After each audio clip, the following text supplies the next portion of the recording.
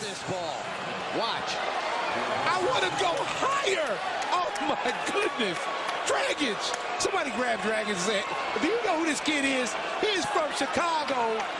Morant with a running start. Elevate. Oh, it dunks. Oh, my goodness. John Morant. This is with 40 seconds to go in a tight game. Crosses them, going away from the basket. What's up, guys? Welcome back to the channel. And today I am back with another video. This time, once again, we're looking at one of the young point guards in the NBA, that being John Morant. And recently, John Morant's been on an absolute tear, beating some of the top teams in the NBA while playing at a top-tier level. So with that being the case, there's a lot of NBA legend comparisons being drawn to John Morant. The one I see the most is the 2011 Derrick Rose. So in today's video, we're going to examine those comparisons. I'll give you my thoughts, and the player I think most resembles a young John Morant. So with that being said, let's get into the video.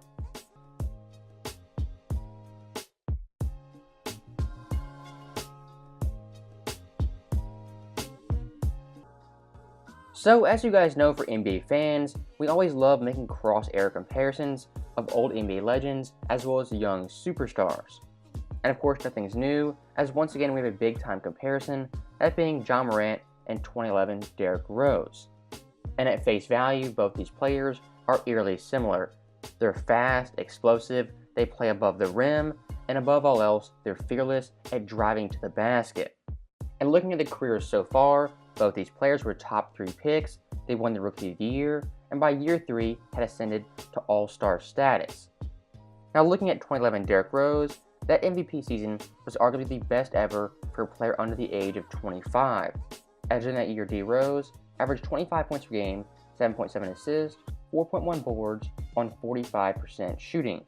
But the overall context of that year makes it even more impressive, as 2011 Derrick Rose goes beyond the stats, as his Bulls team that year was projected to only win 47 games, when in reality they won 62 and had the best record in the Eastern Conference, outdueling the Miami Heat, who at that time were indeed a super team.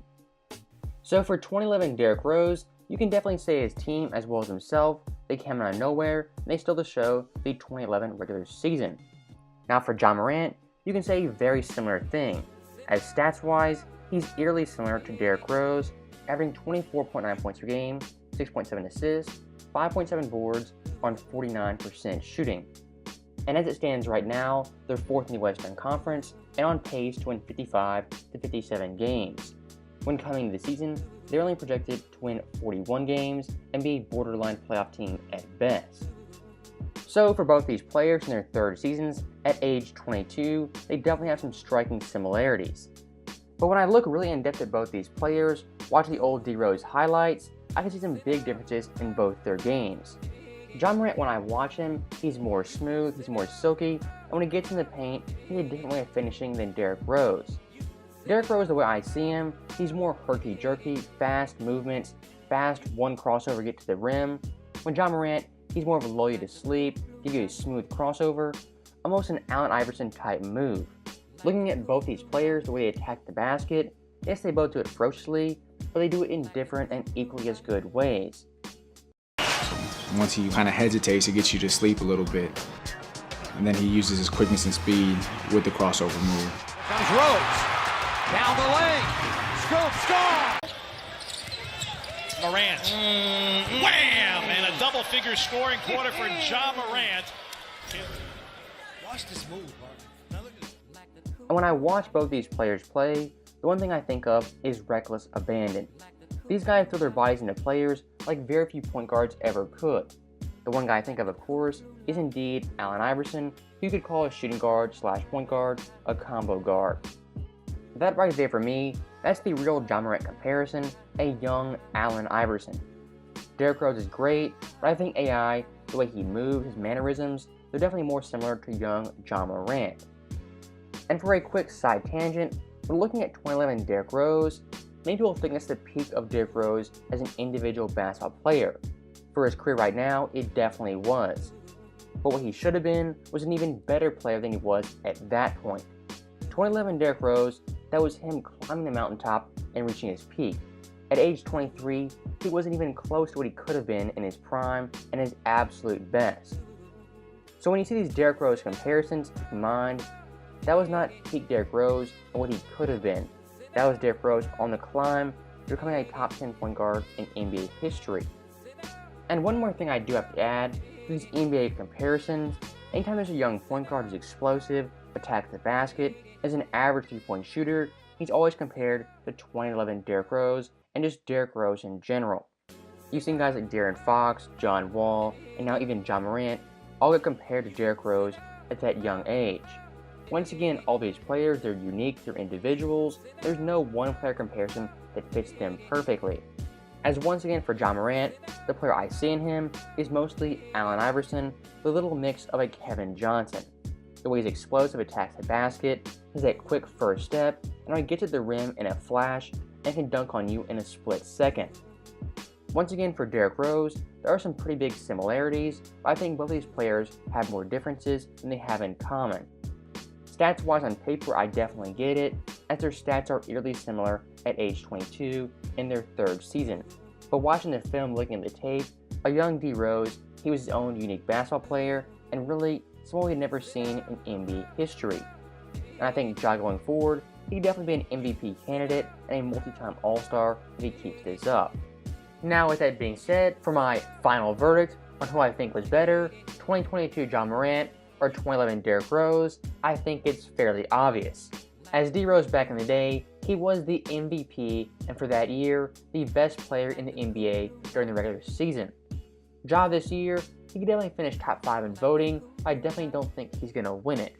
And D Rose that year, he was the best point guard in the NBA. Ja Morant this year simply is not that. And once again, adding more context, Derrick Rose back in the day, in the 2011 season, his team had major injuries, guys like Carlos Boozer, even Joakim Noah missed significant time. The added context of Derrick Rose this season makes it even that more impressive. And playing back in 2011, the defense was definitely better than it was in 2022. So to put it very simply, Ja Morant, he's definitely on his way, but 2011 Derrick Rose simply had the better and the greater season. Now for the last part of the video, for my own personal player comparison, let's look at Ja Morant, Kevin Johnson, as well as Allen Iverson in their third NBA seasons. All three of these players, when you look at it closely, have eerily similar stats and eerily similar production. Iverson in his third year averaged 27-5-5, Kevin Johnson averaged 23-11-4, and Ja Morant averaged 25-7-6. Stats-wise, all these players are definitely in the same ballpark. And I think it's fair enough to say Ja Morant at this point in his career is definitely on par with Allen Iverson as well as Kevin Johnson at the same exact point in their careers. Of course, Kevin Johnson, he's highly underrated and definitely slept on, and Iverson is one of the biggest icons of the 2000s. With that being said, I think Ja Morant, when it's all said and done, will fall somewhere in between those two players, not being as good as Iverson, but being on the same tier of Kevin Johnson, if not a little bit better. And one of the things I see in Ja Morant that I see in Allen Iverson is irrational confidence. Both these guys will pull shots from anywhere on the court at any point in the game. They can be shooting 25%, but they're still going to take the game-winning shot with the game on the line. They're ice-cold killers, they're cold-blooded, and they'll do anything to help their team win. Morant, down the lane, lays it up, it is! Holy cow! With 0.7 of a second, Ja Morant! Clock unplugged, 104, 7 seconds to play. Iverson against Gill, the crowd on its feet, Allen for the win! Yeah! And very similar to Iverson, Ja Morant plays much bigger than he actually is. That's due to his speed, as well as his insane vertical leap. And the last thing I do want to note, Kevin Johnson in his third year was 1990, Iverson in his third year was 99, Derrick Rose in his third year was 2011, and Ja Morant in his third year was 2022. So right there, you're looking at 4 decades of explosive point guards who played at all-star levels for an extended period. That kind of goes to show you guys, these type of players are definitely rare, and they're once-in-a-decade type guys. They're all unique, they're all different, but at the end of the day, they come from the same family tree of explosive and dominant point guards. And going forward, Ja Morant, the sky's the limit, and hoping in the future Memphis actually reach the NBA Finals. So with that being said, that is the end of the video. As always, let me know your guys' thoughts. Which player comparison you think is best for Ja Morant? Do you think it's Derrick Rose, Kevin Johnson, or even Allen Iverson? With that being said, thank you guys for watching. Hope you enjoyed it. I'll see you guys next time.